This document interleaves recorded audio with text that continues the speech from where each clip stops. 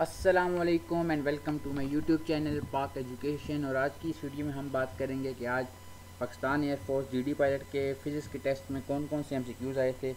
तो आज की वीडियो काफ़ी इंपॉर्टेंट होगी क्योंकि आज काफ़ी सारे एमसीक्यूज़ ऐसे थे जो कि रिपीटेड भी थे और जो कि मैंने पहले आपको एमसीक्यूज़ बताए थे अपने पहली वीडियोज़ में, तो वो वाले एमसीक्यूज़ भी आज के टेस्ट में आए हुए थे। तो आज की वीडियो में हम बात करेंगे 28 फरवरी 2022 के इम्पॉर्टेंट एमसीक्यूज़ के।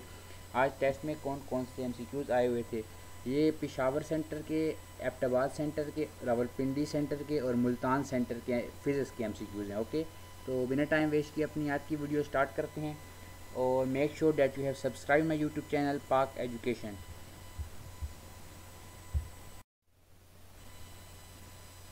बिस्मिल्लाहिर्रहमानिर्रहीम। Starting with the name of Allah who is the most beneficent and merciful. Let's take a start. Hope you have subscribed Park Education. तो आज का पहला क्वेश्चन है the drag force increases as the speed of object increases. ये हमने पढ़ा first year में कि जब ड्रैग फोर्स इंक्रीज होती है तो उसके साथ जो स्पीड होती है वो भी क्या होती है, इंक्रीज होती है। Okay, next MCQ is that which of the molecule has double covalent bond। जैसा कि आपको पता है कोवलेंट बॉन्ड कौन से होते हैं जिसमें 4 कार्बन आइटम होते हैं, और विच ऑफ द मॉलिक्यूल है डबल कोवलेंट बॉन्ड। और डबल कोवलेंट बॉन्ड फिर किसका होगा, डबल कोवलेंट बॉन्ड ऑक्सीजन का होता है। Okay, cell suspension alters of digital lanata produce digitoxin. Okay, digitoxin. Dimension of velocity, velocity की डायमेंशन, आपको सारी डायमेंशन, पहली बात तो ये है कि आपको जितनी भी डायमेंशन आपने फर्स्ट ईयर में पढ़ी हैं वो सारी आपको अच्छी तरह आनी चाहिए। लेकिन ये वाला एमसीक्यू वेलोसिटी की जो डायमेंशन का है ये रिपीट होता है, तो इसीलिए मैंने ये एमसीक्यूज इसमें ऐड किए। तो what is the dimension of velocity, it is v is equal to L T power -1। Okay, v is equal to L T की पावर क्या है, -1। In MKS system, unit of work is joule. Okay, mass kilogram second. Okay, MKS means mass kilogram second. So in mass kilogram system, a unit of work is joule. The device which converts AC current into DC current is called rectifier. Okay, जो AC current को DC current में device change करती है उसे क्या कहते हैं, rectifier. This is also an important MCQ. Okay, weight of 20 kg mass is। अब mass and weight में आपको पता है जैसे डिफरेंस होता है, तो what is the weight of 20 kg of mass। तो ये कन्वर्ट करेंगे हम mass को, तो न्यूटन में हमारे पास वेट आ जाएगा हमारे पास, और वेट को हम किस से रिप्रेजेंट करते हैं, न्यूटन से। तो 196 न्यूटन आंसर आ जाएगा 20 kg ऑफ मैस का। Which of these have same dimensions. अब 4 ऑप्शन होंगे आपके पास इस तरह, वर्क, पावर, टॉर्क, मोमेंटम। आपने बताना है कि इनमें से कौन से ऐसे हैं जिनकी सेम डायमेंशन होती है। तो आपको इन सब की डायमेंशन अच्छी तरह आनी चाहिए, डायमेंशन निकालने का तरीका आपको आना चाहिए। तो ये 4 ऑप्शंस हैं, इनमें से अगर देखा जाए तो वर्क और टॉर्क की डायमेंशंस आप निकालें तो इन दोनों की इक्वल आती हैं। Okay, work and torque have the same dimension. A bulb has voltage of 120 volt and power of 60 watt. Okay, अब यहाँ पे वॉट दिया गया है और 120 वोल्ट दिए गए एंड वाट दिए गए। ओके, अच्छा, आपको सबसे पहले फार्मूला आना चाहिए P is equal to I V. Okay, अब V फाइंड करना है तो V is equal to I R हो जाएगा। ठीक है, V इज़ इक्वल टू के इस साइड V आ जाएगा और is equal to I divided by R हो जाएगा। ओके, तो V is equal to I R, ये फार्मूला 2 है। अब हमने करना क्या है कि अब bulb has voltage of 120 what.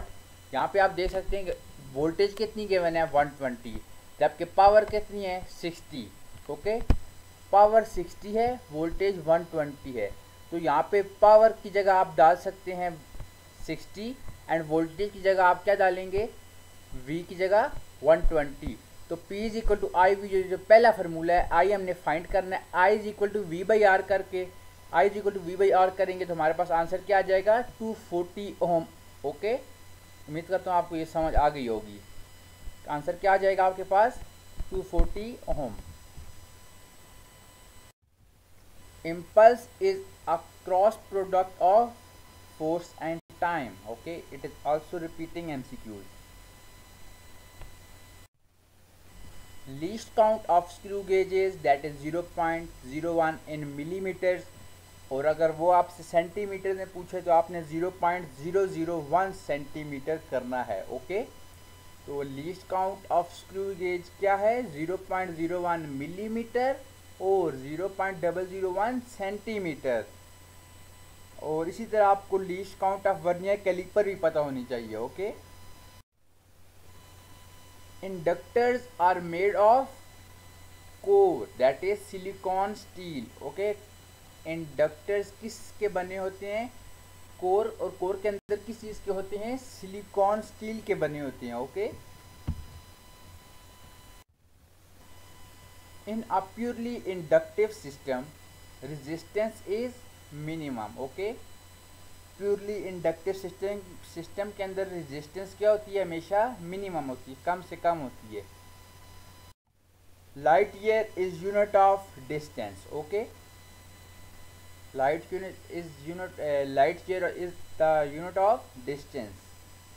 और मेरे अगर किसी भी MCQs का आंसर रॉन्ग हो भी जाते हैं, पहली बात तो ये कि कोई MCQs रॉन्ग नहीं होगा, क्योंकि मैं सारे MCQs एक दफ़ा गूगल में सर्च करके उसके बाद वीडियो बनाता हूँ। लेकिन फिर भी इंसान से गलती हो जाती है, अगर किसी किस्म की कोई भी गलती हो किसी MCQs में, तो उसका काइंडली आप आंसर कमेंट बॉक्स में कमेंट कर दीजिएगा, ताकि किसी और स्टूडेंट का फ़ायदा हो जाए। Okay, drag force is given by Stokes law. Okay, ये हमने पढ़ा है, स्टोक्स लॉ इन फिजिक्स की बुक में पढ़ा है, फर्स्ट ईयर या सेकेंड ईयर में। तो drag force is given by Stokes law. When light enters from air to water what doesn't change. कहता है कि जब light enters from air to water, के एयर से जब लाइट वाटर के अंदर इंटर होती है, व्हाट डजंट चेंज, वो कौन सी चीज़ है जो कि चेंज नहीं होती, that is only the frequency doesn't change. Okay, क्या चीज़ चेंज नहीं होती जब लाइट पानी के अंदर इंटर होती है एयर से, frequency remains same, it doesn't change. Okay, ये MCQ लाजमी आएगा इस दफ़ा आपका।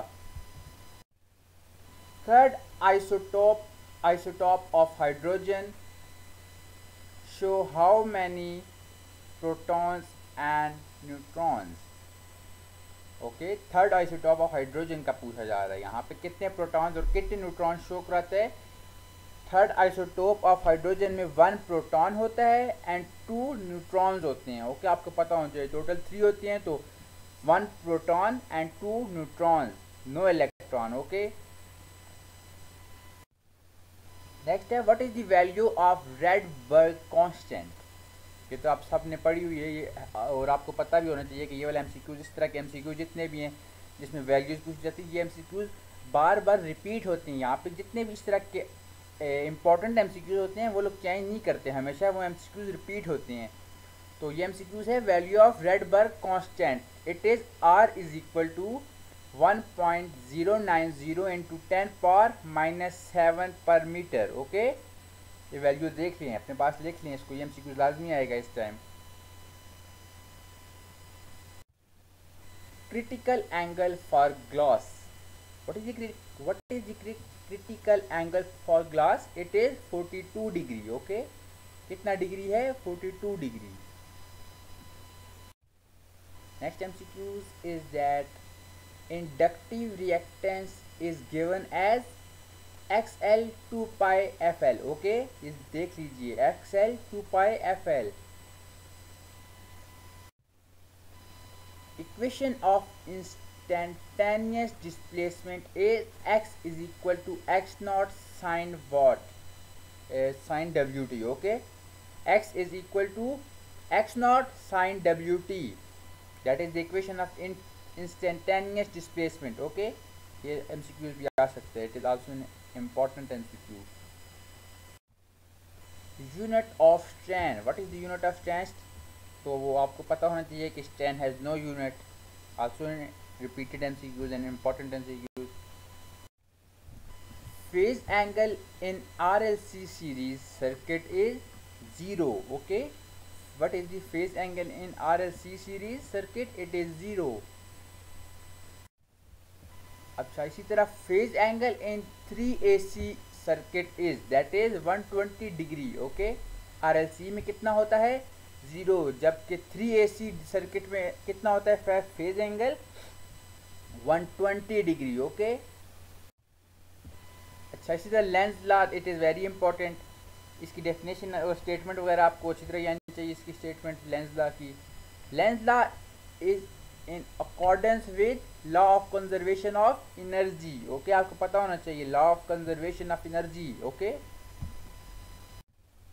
Single lens microscope is also called simple microscope of magnifying glass. Okay, single lens microscope is also called single microscope of magnifying glass. अच्छा, next MCQs है कि constant between voltage and current is resistance. Okay, ये भी आ सकते हैं MCQs, ये भी रिपीट हो रहा है बार बार। Constant between voltage and current is resistance. Resistance क्या होती है? वोल्टेज और करंट के दरमियान में हमेशा कांस्टेंट रहती है। और इसी के साथ हमारी आज की वीडियो ख़त्म होती है।